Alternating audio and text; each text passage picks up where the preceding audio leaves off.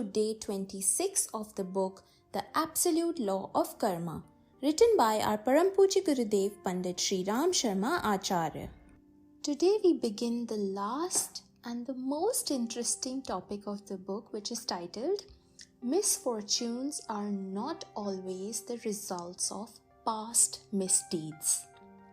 I'm sure this title in itself might evoke some interest in all of you who are listening in. So let's read further. For most of us, misfortunes are unwelcome. Of course, that's very true. These are popularly believed to be the result of past sins and displeasure of God.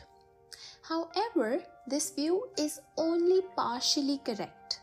It is true that one of the reasons for unhappiness or suffering is past sins, but all unhappy events do not necessarily have their roots in past bad karmas. It may appear paradoxical that at times misfortunes are also befall us because of the grace of God and accumulation of past virtues. Wow, this is, I think we should read it again. It may appear paradoxical that at times misfortunes also befall us because of the grace of God and accumulation of past virtues. So that means here Gurudev is trying to tell us that it's not always a bad karma done in a past life that is resulting in today's sufferings in this life. It might also be that you are suffering today or you're going through a particularly challenging situation in this life due to accumulation of past virtues. Immediately we might exclaim, why so? And how does it even make sense? How is it even logical? Let's read further. Unhappiness may also be felt while undergoing hardships in course of virtuous activities. When God shows His condescension towards a highly evolved soul and wills to release that soul from the bondage of sins of materialism, He creates distressful situations in their life. Such unhappy events jolts the individual out of his slumber and to realize the futility of the attachment to worldly things. The shock of unhappiness in such cases serve as a divine wake-up call. So here Gurudev is explaining to us that when God is really kind to us, or when God wants a highly evolved soul to come out of his slumber, that means to come out of the unawakened state, to come out of temporary attachments that he or she is having to everything that's worldly and not realizing his true nature, even though he has been highly evolved earlier, then God might create a situation which is distressful, which is a kind of a suffering, which serves as a big jolt to that soul and serves as a divine wake-up call. Our addiction to worldly attachments, infatuations, and passions is so strong and alluring that we cannot be easily de-addicted by a casual approach. There are fleeting moments of wisdom in life when man thinks that life is extremely valuable and must be used for achieving some lofty objective. But soon thereafter, the attractions of the world drag him back into the erstwhile lowly routine of animal-like existence. Through misfortunes, God exerts a strong pull to extricate the devotee from the self-created quagmire of ignorance. Quagmire means awkward, complex, or messy mumbo-jumbo situation of ignorance. Mishaps wake us up from our slumber in ignorance and darkness. So here Gurudev is telling us that our attachment to everything that's worldly is so strong because we have been practicing this attachment in so many of lives that we might have taken and we are not even aware. The sanskar inside us of being attached to everything worldly is so strong that even though we might hear very feebly the voice of the inner self, the voice of wisdom, the voice of Vivek, as Gurudev says, we might choose to ignore it. Unpleasant, heartbreaking happenings such as a near fatal accident or disease or death of an intimate friend or relative, sudden financial loss, humiliation, or treachery by a trusted friend may occur to give a strong shock treatment so that one may correct the course of his life. By saying correct the course of his life, Gurudev means that we realize what we truly are. In one of the previous chapters, we have tried to understand who are we, what am I, who am I. That real nature is the ultimate truth that needs to be realized by each and every Jivatma that has taken birth in this planet, on this planet. And why Gurudev says that a lowly routine of animal-like existence? Because pet or prajanan is also done by animals, which is how to remove one's hunger and how to produce babies. These are the two activities that an animal can also do.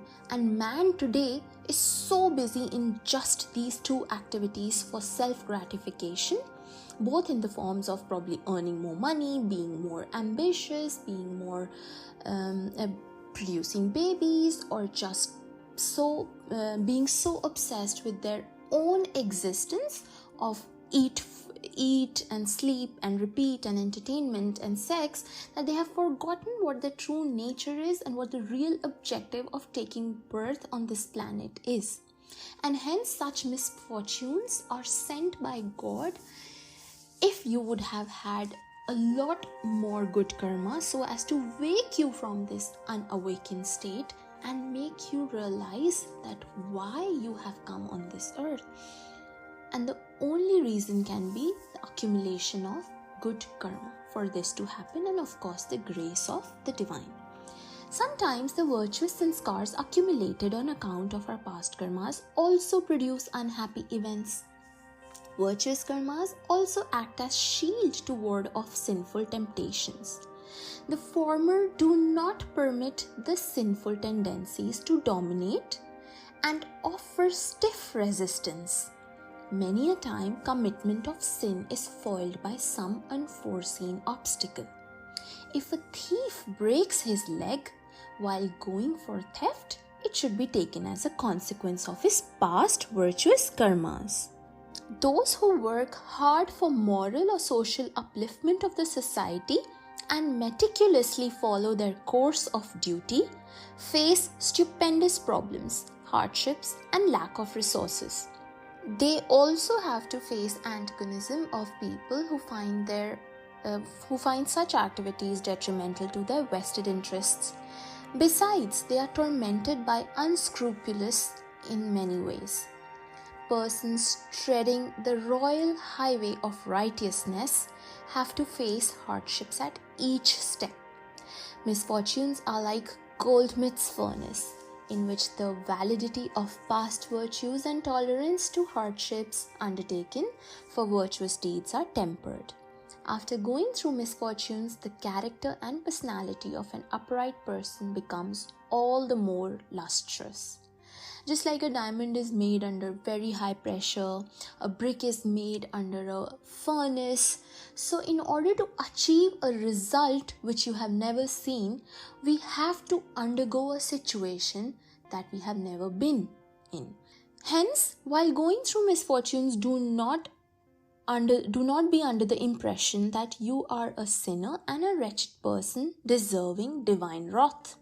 It could be that the distress is a blessing in disguise, with hidden boons which you are unable to foresee at the moment because of lack of clear vision. Innocent people may be found suffering because of their unfair ideologies or oppression by others.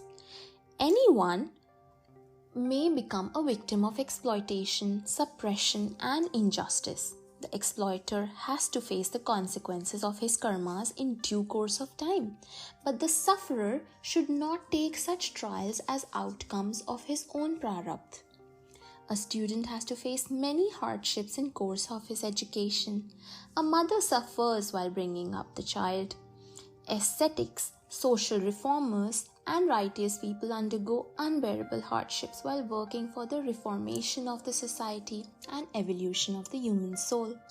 Such voluntarily undertaken hardships, confrontations, and problems faced in course of fulfillment of self-assumed responsibilities cannot be considered as consequences of past misdeeds.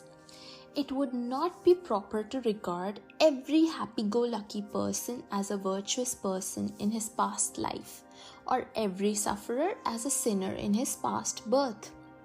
Such a concept would be unjustified and misleading.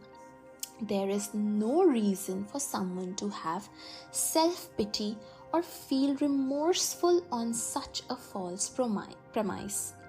The course from karma to prarabdha follows an occult and mysterious process which is known only to the Creator. So your Gurudev is explaining to us that having a spiritual ego or having a sense of judgment is the worst thing we can have, which may be that if someone is very happy and doing very well in life, we can say that, oh, he must have done something very good, or someone who is suffering must have done something very bad earlier.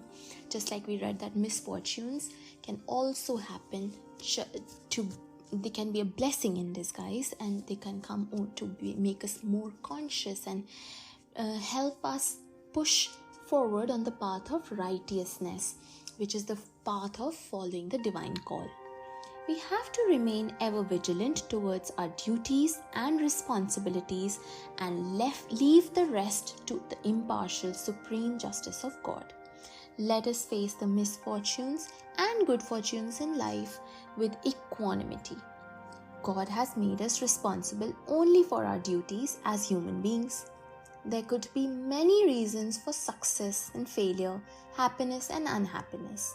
Only the Creator knows their purpose in His absolute wisdom. Let us entirely offer ourselves to the Divine to be used for the free and unobstructed flow of His will through us.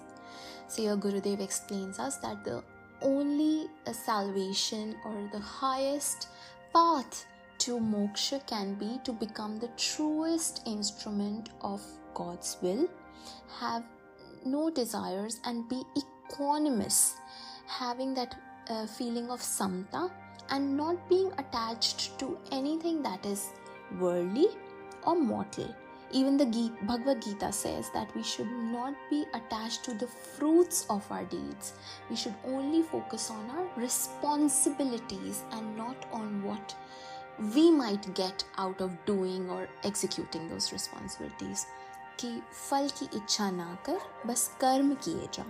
And that is exactly what Gurudev is also trying to tell us, that we should not get into discussions of how the law of karma works, but rather be true to our highest self, listen to the inner voice, have that vivek, pragya inside us, so as to always follow the path of righteousness, have the good, the virtuous, and the compassion and love, forgiveness inside us alive always, so that we are able to be the most pure medium for the Divine to shower His blessings and His love to all the beings on this planet and make this planet a much, much happier place than it probably is. So thank you everyone for listening in today. This marks the end of the book, The Absolute Law of Karma in English, by our Gurudev, Pandit Janaamshatabdi. If anyone wants to read the original book that Gurudev wrote in Hindi, that is called 𝗢𝐴𝐻 that is also available online. Please let us know in the comments if anyone would like to read that as well. Thank you so much again for listening in. It was a wonderful journey by the grace of the Master. Hope to see you next time with another English book written by Gurudev. Pranam everyone. हमारे YouTube channel को subscribe कीजिए और bell icon पर click कीजिए ताकि आने वाली सभी वीडियो की नोटिफिकेशन आपको मिलती रहे। आप सभी को बहुत बहुत थैंक यू।